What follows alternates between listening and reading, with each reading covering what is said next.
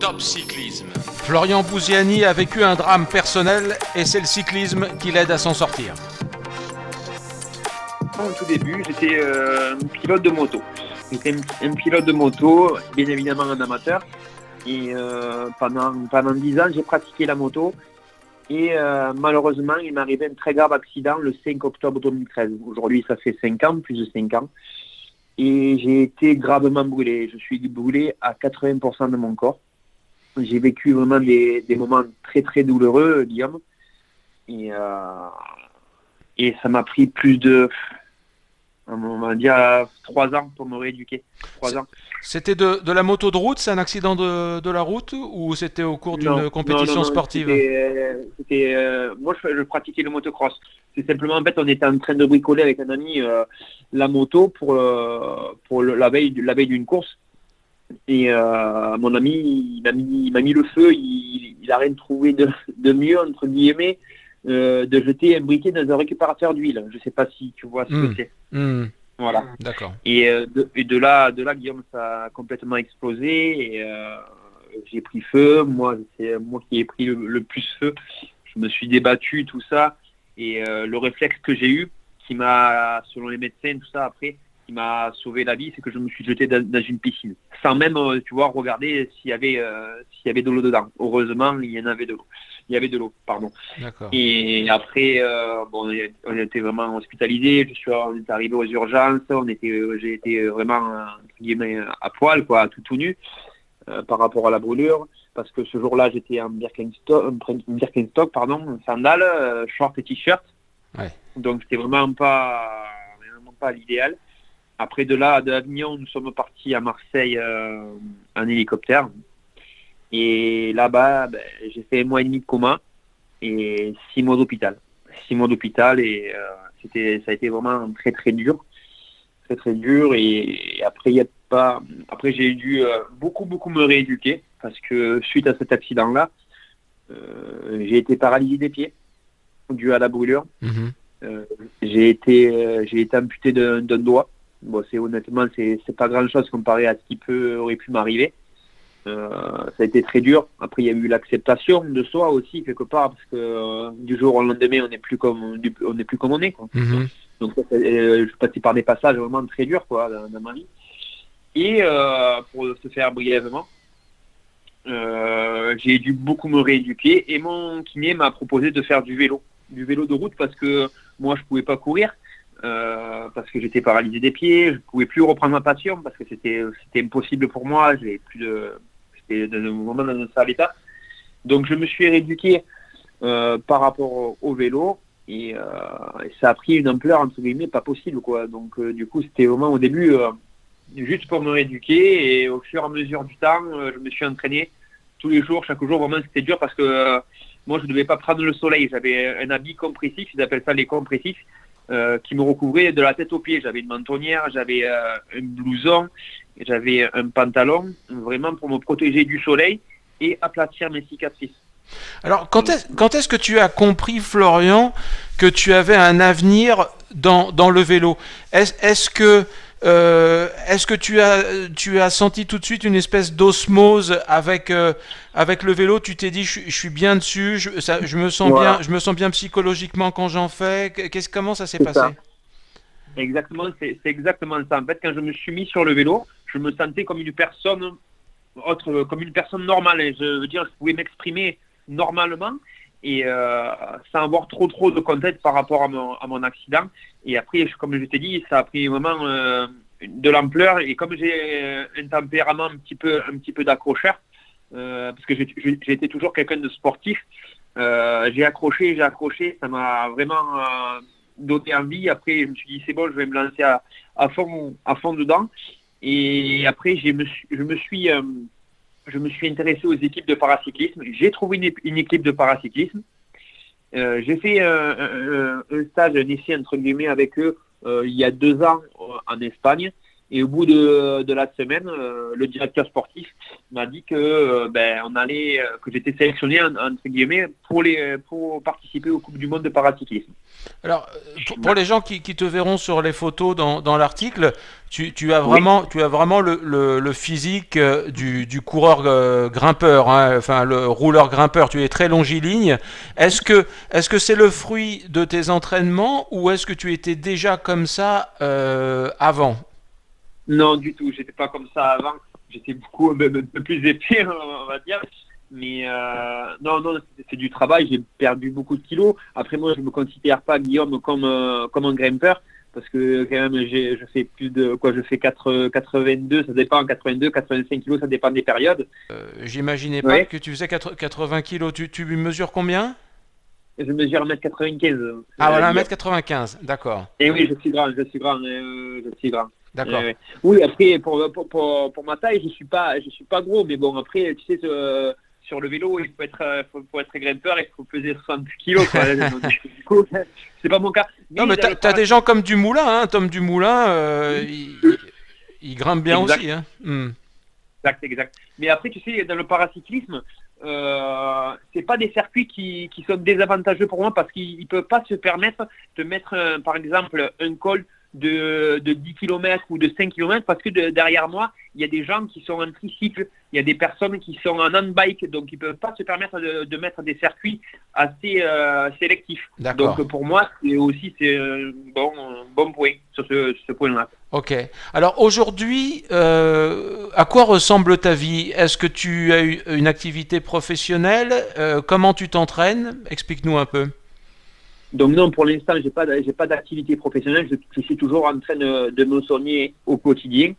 Par exemple, pour d'ordre d'idée, je vais une fois tous les 2 mois à Paris pour mon visage.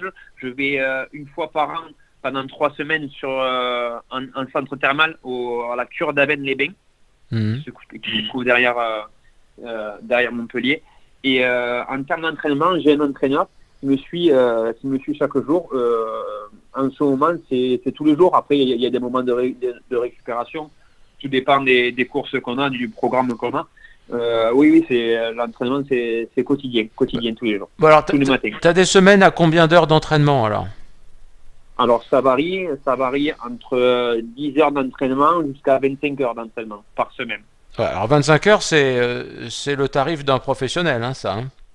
Oui, effectivement, 25 heures, c'est rare, c'est pas souvent, c'est souvent l'hiver quand il faut faire un petit peu du fond, mais ça arrive. Mais le plus souvent, le plus régulier, c'est entre 15 heures, c'est vers 15 heures, 18 heures, voilà. Alors, on va venir à tes objectifs, mais tu as eu un privilège immense il y a quelques jours ou quelques semaines, c'est celui d'ouvrir le contre-la-montre de Paris-Nice. Est-ce que tu peux nous expliquer comment cette opération a pris pied? Alors, simplement, quand j'ai vu que le contre-la-montre du Paris-Nice passait vraiment dans mon village, je me suis dit, allez, pourquoi pas, ça peut être vraiment une superbe opportunité pour mon projet, pour faire découvrir mon projet et mettre à l'avant le côté paracyclisme, pas seulement moi, mais l'ensemble du côté paracyclisme à l'avant.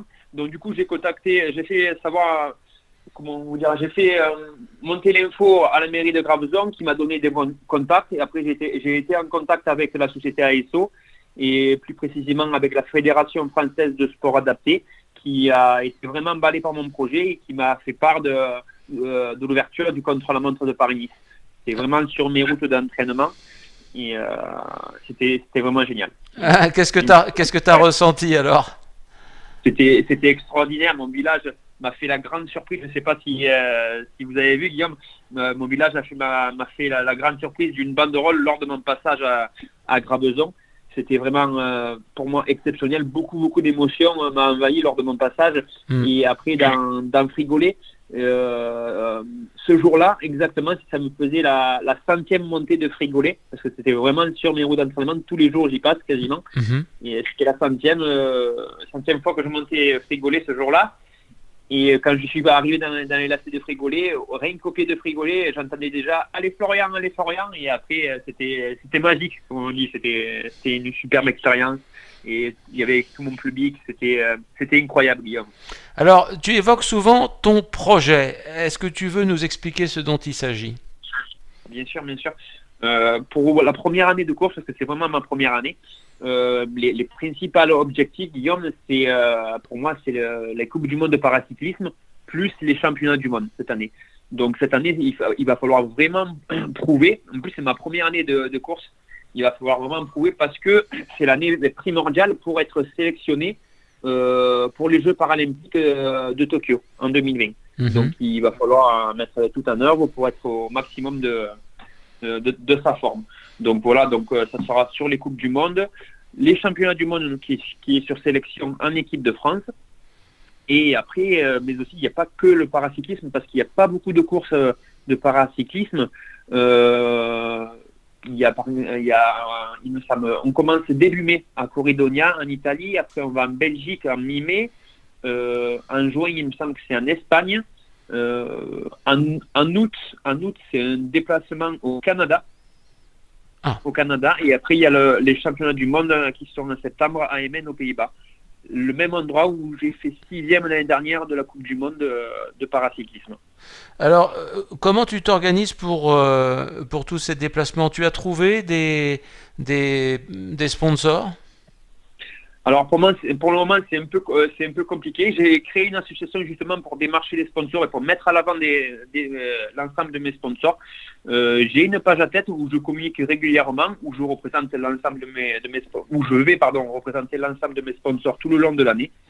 Mais pour l'instant, c'est un petit peu compliqué, donc j'essaye de faire au maximum tous les jours, d'aller démarcher des artisans locaux et des artisans aussi qui connaissent, sans parler de sport, qui connaissent mon histoire, tout ça, qui a beaucoup touché et que voilà, simplement. Alors, de façon très concrète, est-ce que tu estimes avoir le niveau, bon, on a tous des rêves, hein, mais bon, après, il y a parfois la réalité. Est-ce que tu penses avoir le niveau athlétique pour te qualifier pour les Jeux Olympiques? On me l'a fait comprendre, Guillaume. On me l'a fait comprendre que je pouvais avoir mes chances, donc je mets toutes les chances de mon côté. J'ai fait le maximum. Et si on me l'aurait pas fait comprendre, ce serait pas un objectif, hein, tout simplement. Que ce soit en 2020 à Tokyo ou en 2024 à Paris. Donc apparemment, c'est mon directeur sportif. Oui, j'ai mes chances. Alors, la situation qui est la tienne, c'est-à-dire que toi tu es passé par un très grave accident, mais avant, tu étais pilote de motocross. Est-ce que ce niveau en motocross t'aide dans le pilotage du vélo, notamment dans les descentes ou autres? Tout à fait. Dans les descentes, j'ai beaucoup moins d'appréhension que, par exemple, mes autres concurrents parfois. Oui, bien sûr, ça m'aide, surtout au niveau des trajectoires, tout ça, parce que ça se rapproche de la moto, surtout au niveau des trajectoires, le vélo. Ok, et donc toi, t'as pas peur, c'est-à-dire que comme tu as quand même un problème de peau où tu dois être très très attentif, tu n'as pas peur de chuter, puisqu'on sait qu'en cyclisme, quand on chute, très souvent, bon bah on se brûle, hein, on a des abrasions, quoi. Si, bien sûr, ça serait mentir de dire que j'ai pas peur, parce que pour moi, il faut vraiment éviter la chute, parce qu'après, c'est un petit peu compliqué, beaucoup compliqué par rapport à une peau normale sans dégâts. Bien sûr, j'ai peur, mais je prends un minimum de risque, quoi. Hein. Surtout à l'entraînement, je prends aucun risque à l'entraînement, et quand il faut en prendre, ce sera en course et sur les gros objectifs, Guillaume. Ok. Alors, je vois que tu as un vélo qui est bien équipé, et sur ce vélo, il y a des roues avec des pneumatiques continentales. Alors, quel est ton choix pour l'entraînement et ensuite pour courir? Qu'est-ce que tu montes? Donc pour l'entraînement, c'est les GP5000 qui sont vraiment excellents. Pour moi, c'est vraiment le best-seller du pneu. Il est vraiment efficace. Niveau crevaison, pour l'instant, pour prendre exemple, depuis que j'ai monté au mois de janvier le GP5000, j'ai aucune crevaison. J'ai une grippe, j'ai vraiment une grande confiance en ce pneu, surtout dans les virages. Et pour ce qui est de la course, je vais utiliser, pas encore utilisé, je vais utiliser les Continental compétition. Donc tu seras Voilà. en boyau en compétition. Un boyau, oui, Ok. en compétition, et c'est le boyau lié. Pour terminer, pour un peu mieux te connaître, est-ce que tu peux nous dire à quoi ressemble une de tes journées en nous décrivant depuis le réveil jusqu'au soir tes activités? Comment ça se passe, ta vie d'athlète? Alors ma vie d'athlète, c'est je me réveille le matin en principe à 7h, 7h30. Je pars sur le vélo. J'ai une application qui me dit chaque jour qui s'appelle Training Peaks. Je ne sais pas si vous connaissez, Guillaume. Oui. Voilà, donc j'ai une application. Je me réfère tous les jours à cette application-là et je travaille avec un capteur de puissance, vraiment dans des zones à travailler selon mon entraîneur. Donc plus ou moins, après je fais plus ou moins d'heures. Un jour c'est 3 heures. Aujourd'hui par exemple c'était 4h30. 4h30 j'ai fait 130 km. Et après je rentre, je mange, j'essaie de me reposer au maximum et j'essaye après de faire autre chose, d'aller plus souvent aussi de me rééduquer, de m'étirer. Et l'hiver aussi je fais un petit peu de muscu, donc ça varie. J'essaie au maximum vraiment comment dire, ne pas essayer de m'ennuyer. Après le vélo, j'essaie de voir un petit peu, j'aime bien me sortir aussi un peu du monde du vélo, donc j'essaie de voir autre chose à côté.